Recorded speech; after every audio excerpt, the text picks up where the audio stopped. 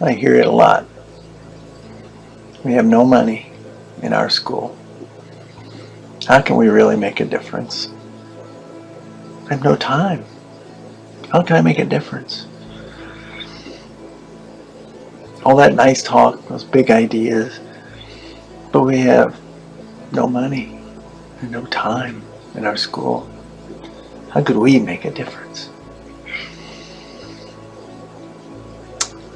Listen carefully. Let me ask you a question. How many notches do you have to be off for the door of a combination lock for it not to open? Out of the 60 numbers on the dial, you only have to be off one click on one of the 3 turns, and it will not open. Small things can make big differences. Small things can make major differences. As a friend of mine once said, if you think small is insignificant, not powerful, try to sleep in a room with a buzzing mosquito in the dark. My stepfather was a bomber pilot. He flew 16 bombing missions over Germany in the Second World War.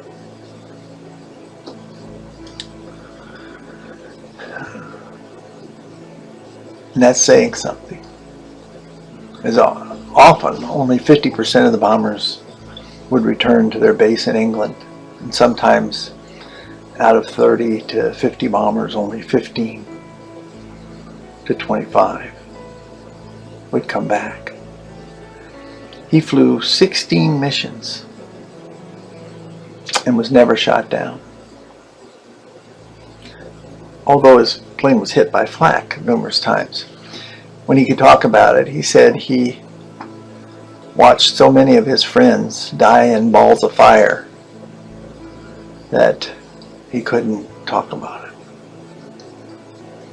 He told me one day he climbed out of his bomber pilot seat onto the tarmac after they got back, and the flight crew was out putting chocks under the wheels and checking over the holes in the plane, and one of the guys said, "Wow, George, look at your pants." He looked down, and the whole back of his pants, right behind the knee, was gone.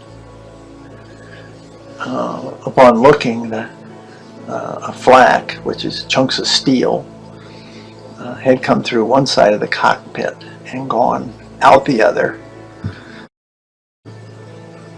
tearing out the back of his pant legs. But in the heat of the battle, he had not noticed it. Another inch up, and he would have lost probably both legs, and possibly bled out before they could do anything, as there was very little room in those tight cockpits for anyone to do much, to give any first aid. He said when he saw how close he had come to being killed, he passed out right there on the runway. 1 inch, 1 notch.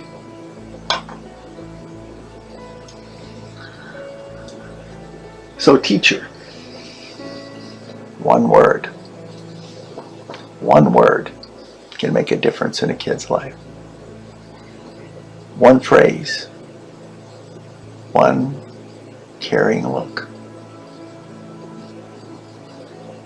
1 second of eye contact, 1 smile, none of which cost a cent. And how much time can it possibly take to smile, to make eye contact, to issue 1 word, 1 phrase? It just takes awareness that you, indeed, you have the power to do so, and then use it to focus and what you want to expand inside that child, inside that student.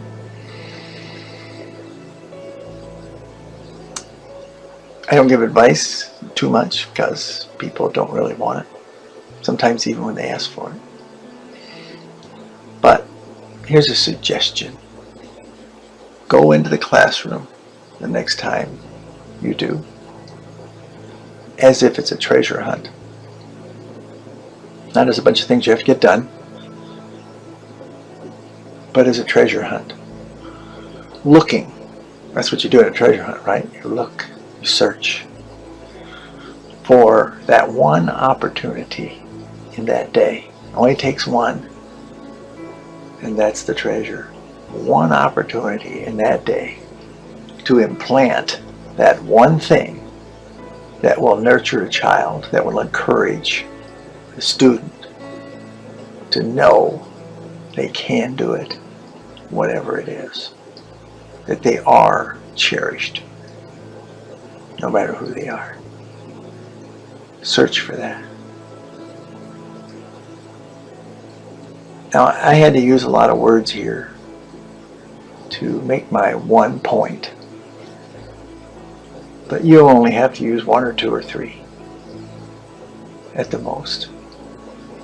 Make a list of all the things you could say to a child that can make the difference. Think, if you're having a hard time, think, when you were a child, what 1, 2, 3 words said by an adult to you from the heart would have helped you. Just take 1 minute to think about that.